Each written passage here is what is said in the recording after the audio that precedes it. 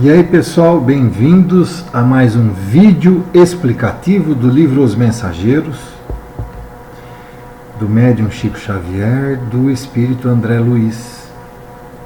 Nós estamos no capítulo 17, chama-se O Romance de Alfredo. Para quem não se recorda,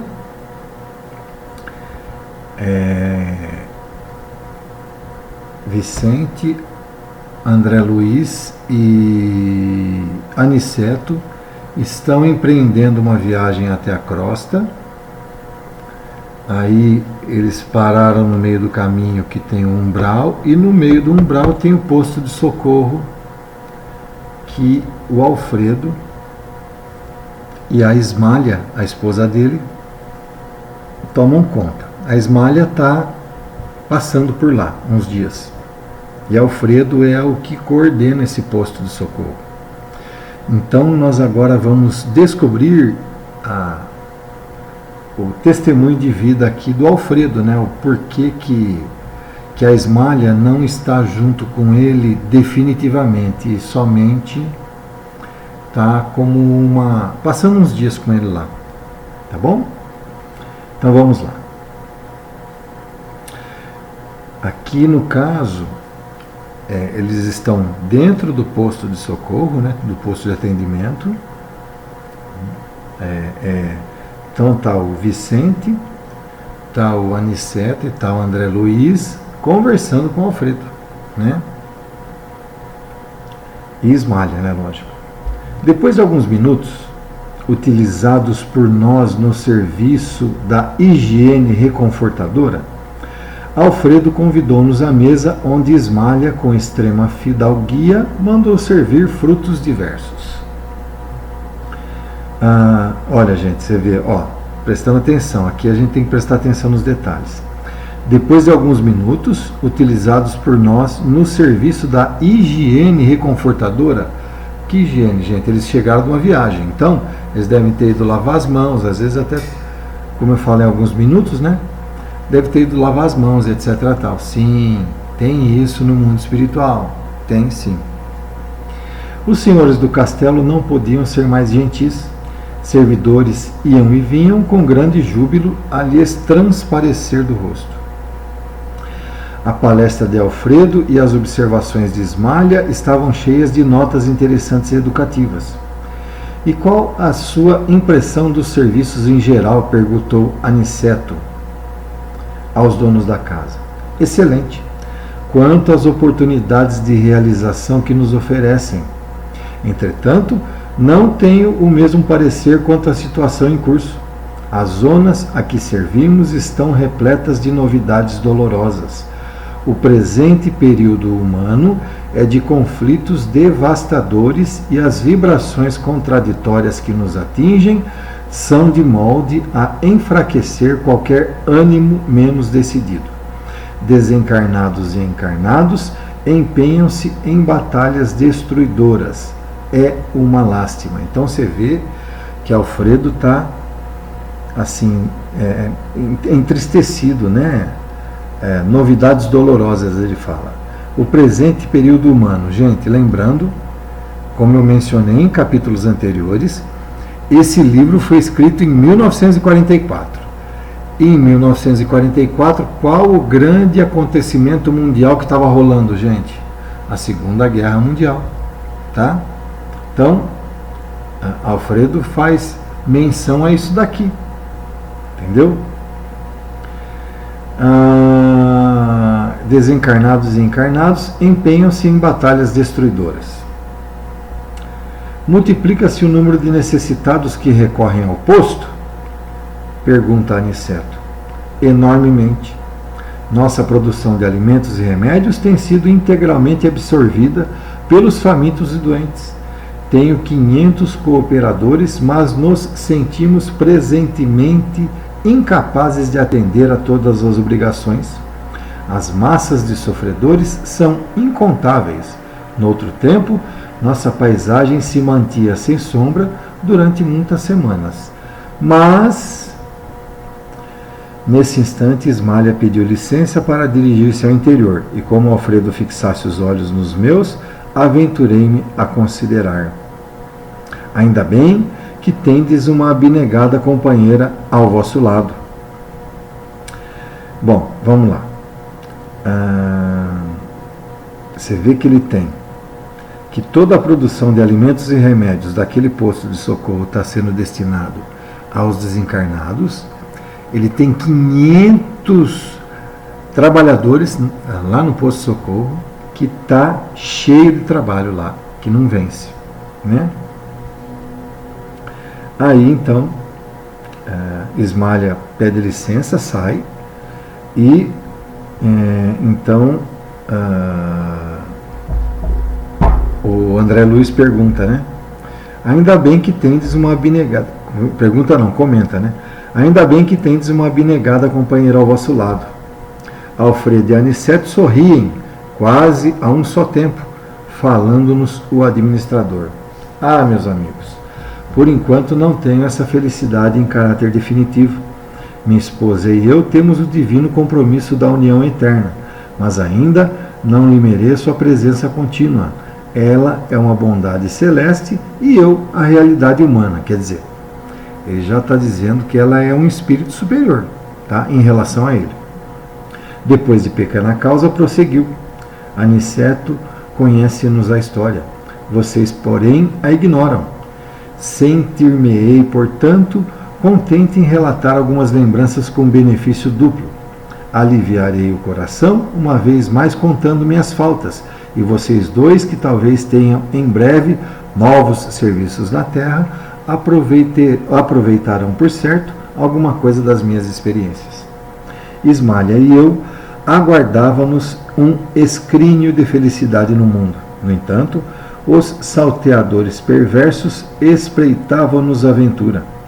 Minha responsabilidade era enorme no campo dos negócios materiais, e longe de compreender as obrigações sublimes de esposo e pai, não procurava atender aos deveres justos para com o lar e os 2 filhinhos que Deus me enviara ao círculo doméstico.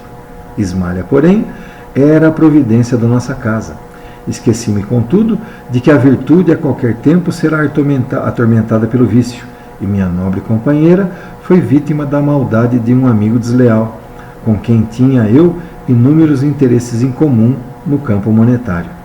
Minha esposa sofreu em silêncio a perseguição dele por alguns anos consecutivos, e quando meu desventurado sócio verificou a inutilidade da atitude criminosa, em franco desespero, buscou envenenar meu espírito desprevenido. Quer dizer, ele tinha um sócio, que era sócio financeiro com ele, e que o tempo todo ficava cantando a Ismalha, né? É isso que ele dá a entender aqui, que o tempo todo ele tentou contra a Ismalha. E quando ele viu que não tinha mais, que realmente Ismalha não abria a guarda, não se deixava seduzir por ele, então ele buscou envenenar a cabeça do Alfredo. Começou por advertir-me quanto ao procedimento dela. Atordoou-me, envolvendo-a em acusações descabidas. Subornou criados domésticos e colocou espiões que seguissem minha querida Ismalha nas tarefas de esposa e mãe. Esse homem exercia profunda influência sobre mim, e atendendo aos laços que nos uniam, minha companheira jamais se sentiu com bastante coragem para denunciá-lo. Quer dizer, ela não tem coragem de falar para o Alfredo o que estava acontecendo. Enquanto dava ouvidos à calúnia, fora do meu círculo doméstico, tornara-me intolerável dentro dele. Não sabia contemplar minha esposa com a despreocupação e a confiança absoluta de outra época. Via o mal nos seus mínimos gestos e queria descobrir segundas intenções nas suas frases mais inocentes. Cheguei a acusá-la veladamente. Ismalha chorou e calou-se. Por fim, nosso infeliz perseguidor subornou um homem de baixa condição que permaneceu certa noite ao lado de nossos aposentos particulares, como vulgar ladrão às ocultas, sendo eu convocado à prova máxima. Penetrei no quarto em extremo desespero e acusei em voz alta ao ver a companheira profundamente tranquila. Ismalha levantou-se receosa da minha saúde mental, mas não lhe atendi os rogos, procurando como louco o conspurcador da minha honra. Abri violentamente grande armário antigo, vasculhando o quarto.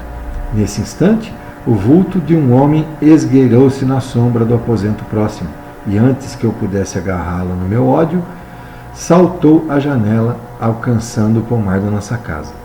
Corri desesperado, detonando balas a esmo, mas nada consegui. Regressei ao quarto, e, para cúmulo da calúnia odiosa, o desconhecido deixara atrás de si um chapéu novo, rigorosamente moderno, para que se acentuassem meus sentimentos terríveis. Olhos congestos, vomitando insultos, quis eliminar Ismália, banhada em lágrimas a meus pés. No entanto, alguma coisa que nunca pude compreender na terra paralisou-me o braço quase homicida. Vociferando blasfêmias, surdo aos rogos dela, afastei-me do lar tomado de horror. No dia imediato, fiz valer meu direito exclusivo sobre os filhos e providenciei para que Ismália, convertida em estátua de dor, fosse restituída à fazenda paterna.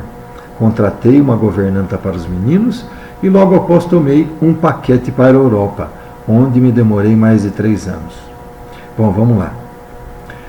Então, quando o sócio dele viu que nada estava dando certo, ele começou a falar na cabeça do Alfredo que a mulher estava traindo ele.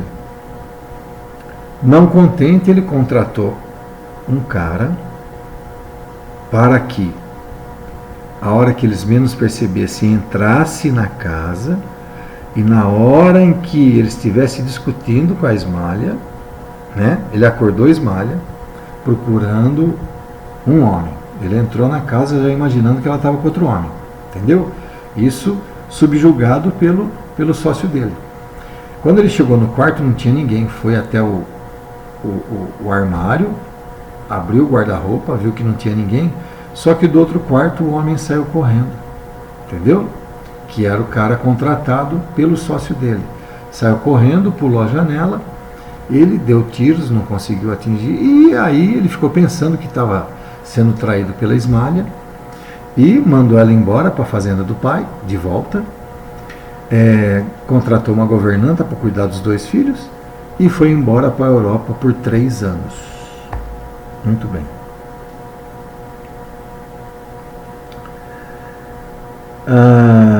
Nunca me propus a verificações sérias, e embora tivesse o espírito incessantemente atormentado, humilhei os sentimentos mais íntimos, jamais procurando notícias da companheira caluniada.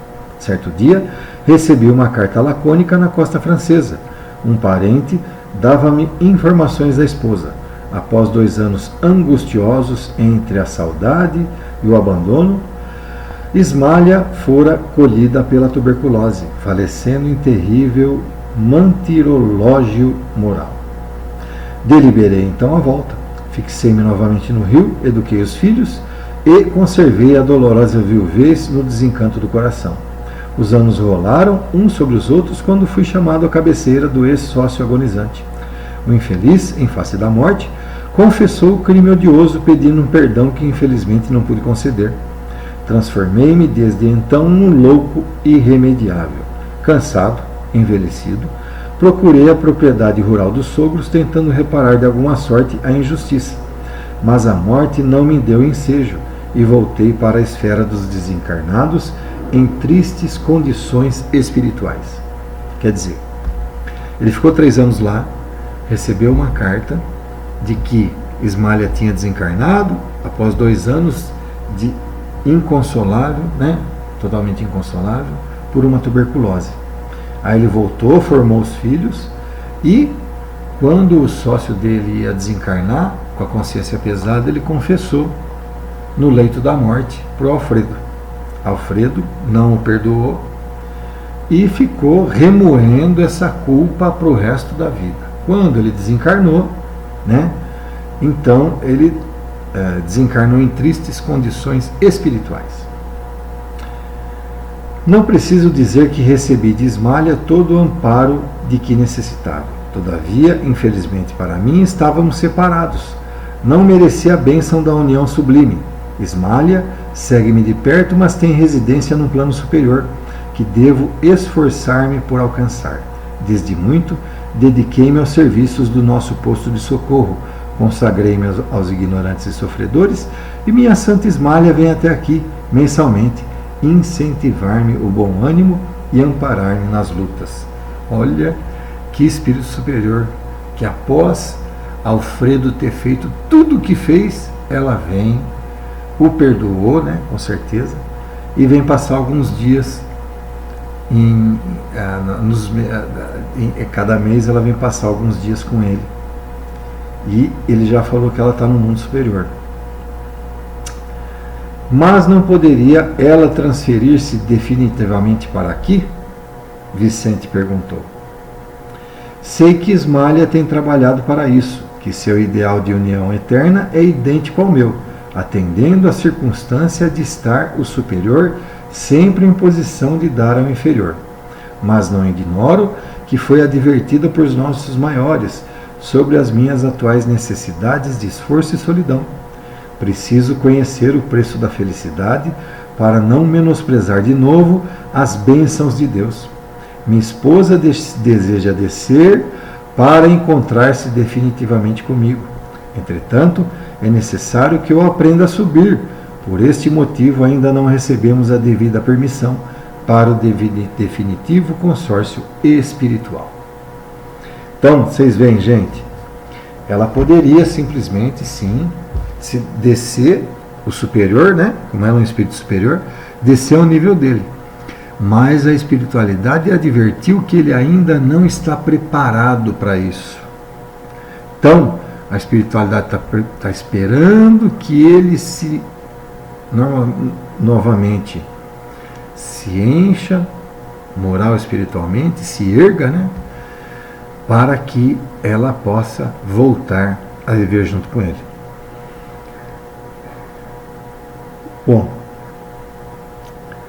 observando-nos a emoção, concluiu: estou resgatando crimes de precipitação. Pela impulsividade delituosa, perdi minha paz, meu lar e minha devotada companheira. Conforme ouviram, não matei nem roubei a ninguém, mas envenenei-me a mim próprio.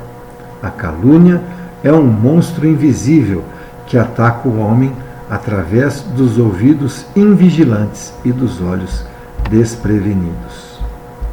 Então, esse é o fim do capítulo 17. Gente, chamando a atenção de vocês no seguinte, ele fala aqui em união eterna, tá? Junto com Ismália. Essa união eterna, gente, é assim, conforme a caminhada dos espíritos, e eu já falei isso no curso do Livro dos Espíritos, conforme a nossa caminhada, gente, todo esse amor, essa coisa que envolve a gente com a nossa cara metade, né, vamos dizer assim,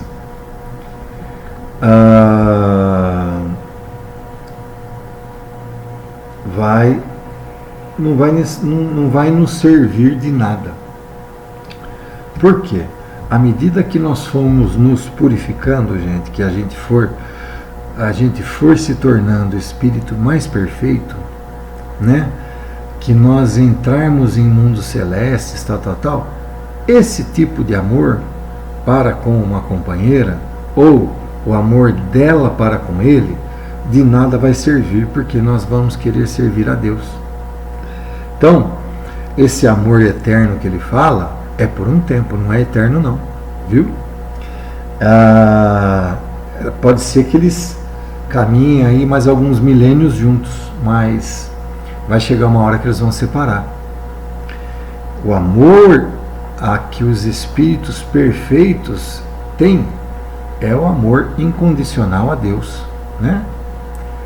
E quando nós chegarmos a sermos espíritos perfeitos, nós seremos espíritos celestes e Deus dará assim a honra de nós o conhecermos, né? Muito bem, então é isso.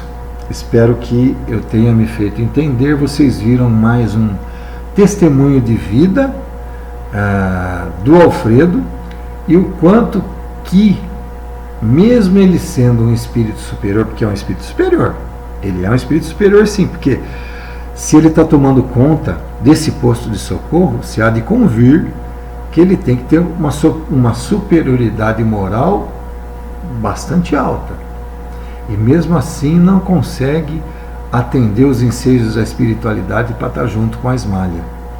Então vocês veem, gente, que a gente tem que crescer muito ainda. Muito bem, vão lá, curtam, fiquem, inscrevam-se no canal, compartilhem o vídeo com o maior número de pessoas possíveis, para que a nossa querida doutrina espírita seja cada vez mais conhecida, né? E também lembrando que eu não edito os vídeos, e todos os erros de leitura, teve até uma hora que eu bocejei aqui, né? Mas não tem edição, gente, então o vídeo está indo para o meu canal do jeito que está sendo gravado, tá bom? Próximo episódio, capítulo 18, nós iremos ver o que irá acontecer, porque agora, gente, eles vão se envolver no posto de socorro, né? Eles vão possivelmente trabalhar um pouco no posto de socorro, ficar uns dias lá, para depois ir para a crosta fazer a missão que eles têm que fazer, tá bom? Como diz nas novelas, né? A seguir cenas do próximo capítulo. Um abraço e até a próxima.